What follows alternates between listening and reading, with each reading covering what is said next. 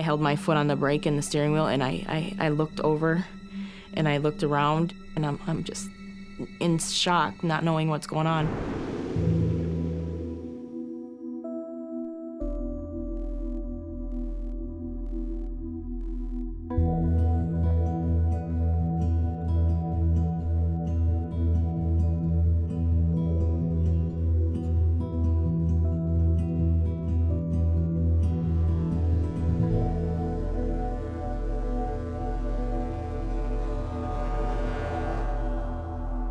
As we were coming across the bridge and stuff, the kids were, doing the honking gesture for the semi-truck, and he was honking at them, and he was waving to us and stuff, and the kids love that. They do it all the time. There's the truck next to us, and the bus was a little further ahead, and he sped up, and then he looked over to see what we were doing, and we were all like,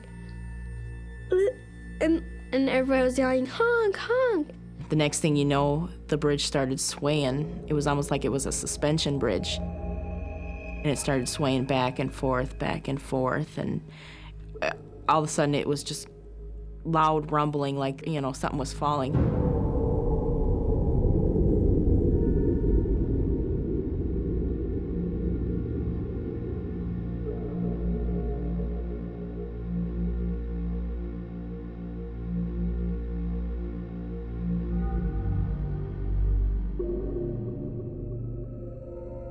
The first reaction is whatever happening, I need to hang on, and I need to keep this butt straight, and I need to have my foot on the brake. And I looked up, and we were all like bouncing, and my mom was over in the seat, like bouncing up and down, and we couldn't see nothing, and it was gone, the truck.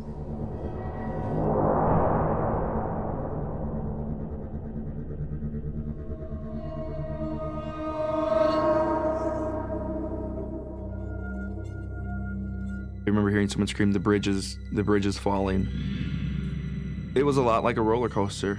You feel weightless, and I remember reaching for the seat in front of me, like, I was gonna brace myself or catch myself, but it was just like a free fall.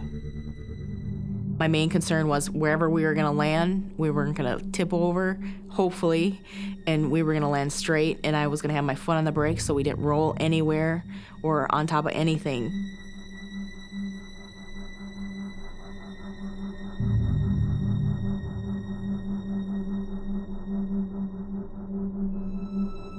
We bounced, and then we came back up, and then we bounced again, and we landed. And I held my foot on the brake and the steering wheel, and I looked over, and I looked around, and I'm just in shock, not knowing what's going on. The dust came across, and the kids just started screaming. Once we finally came to a rest, they were screaming for a couple seconds, and then it was just silence. I remember tasting blood in my mouth. And I remember kind of feeling like like I had sand in my mouth type of feeling. And I remember spitting and pieces of my teeth coming out. I just went black, and I kind of had a blackout though, because then I fell down in my seat, and I tried to get back up, but I couldn't breathe. And I was still laying down, and I'm just like, Mom, Mom. And she couldn't hear me. I knew she couldn't.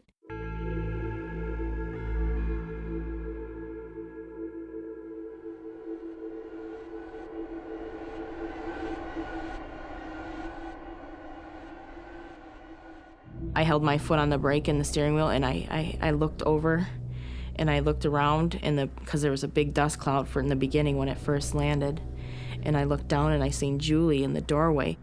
She didn't move for a second, so I thought, for the worst, and I said, Julie, are you okay, Julie? And that's when, she said, Kim, what happened? She's, and she was so faint when she said it. I literally thought she was dead. And then she started moving, and I was so thankful that she wasn't dead.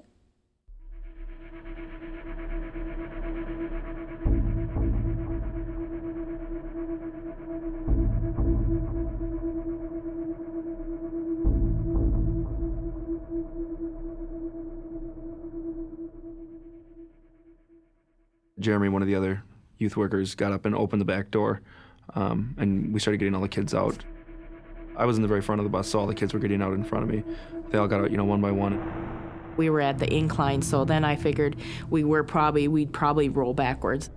I knew that if I let my foot off the brake, the bus was gonna roll, and it was gonna roll on top of them children that were getting off the bus.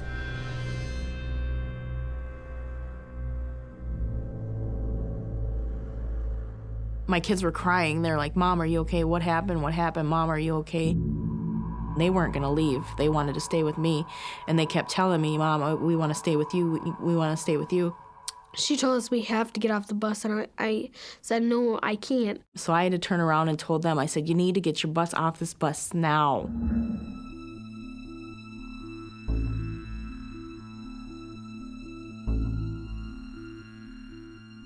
I saw these people around me crying and hurt, and that's kind of when I realized that this was a much bigger thing than just our school bus.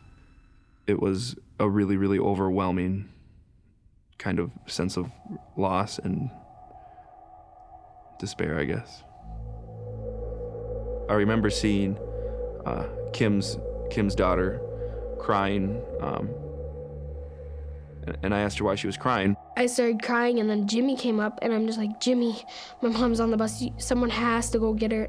In an accident, usually your seatbelt has locks so that you don't get, thrown forward or whatnot. It keeps you in your spot.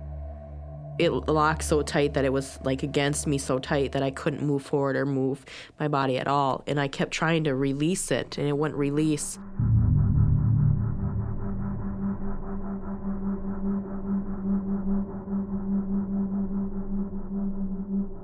I remember seeing smoke. There was a lot of smoke. I don't know if it was in flames. You know what they say, where there's smoke, there's fire. And I kept telling her, "Kim, you gotta get off the bus. You gotta get off." And she kept telling me that she couldn't, that she was in a lot of pain and she didn't think she could move.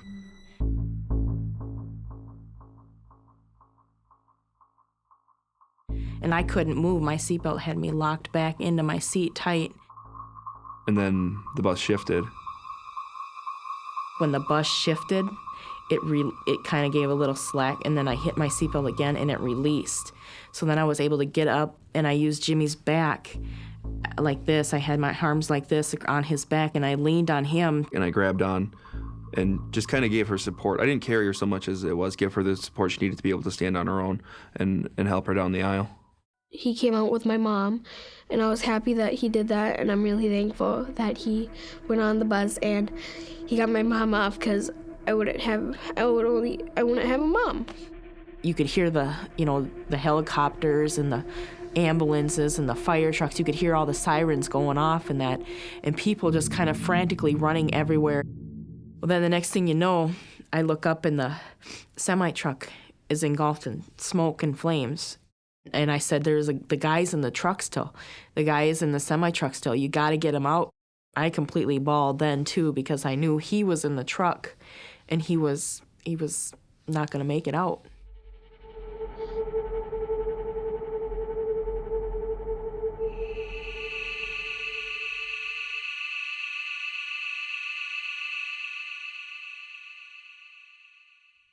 It's kind of weird because for weeks and months afterwards and still now people come up to me and say, "You're so lucky, you're so lucky." And at first I really struggled with that. I was like, I'm not lucky. I was in this horrible, horrible accident. The chances of being on that bridge and on that bus are so slim to none that I'm not lucky, I'm unlucky.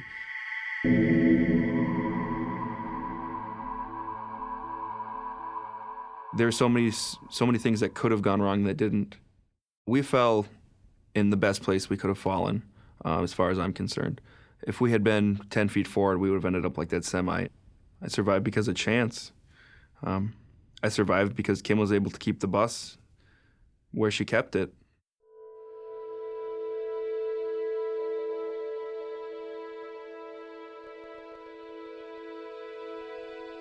The bus, through this accident, held up extremely well. The damage on the bus was mainly in the front.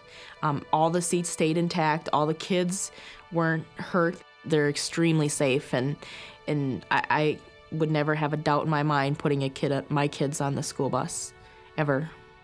So now I have everybody in my family still here now, and me and my little brother here, and so is my mom. So I'm pretty happy that all of us survived.